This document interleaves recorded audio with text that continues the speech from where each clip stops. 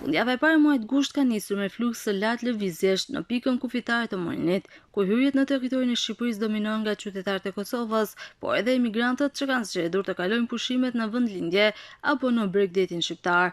Autoritetet kufitare bëjnë të ditur se për shkak të numrit të lartë të udhëtarëve, po punohet me 12 sportele në hyrje dhe dalje, ndërsa avion të zbatohet marrëveshja e lëvizjes së lirë mes Shqipërisë dhe Kosovës, çka ka mundësuar përpunimin e shpejtë të dhënave të qytetarëve dhe automjeteve pa kryer radhë të gjata. Qytetarët shprehin se vijojnë të zgjedhin Bregdetin shqiptar për pushimet verore, duke vlerësuar cilësinë e plazheve dhe shërbimin turistik. Na po, do të shkojmë pushime në Shqipëri. Sa ditë do qëndroni? 12 ditë minimumin. Ku do pushoni? Nuk kem vend caktuar, jem nis për spile, pas luftës gjithmonë në Shqipëri. Edhe aty do t'i lojmë parat aty. Shëngjin det, një 4 vjet me familje, nga Zvicra, nga Presheva. Si ju duket deti, shërbimet? Mirë për momentin mirë është.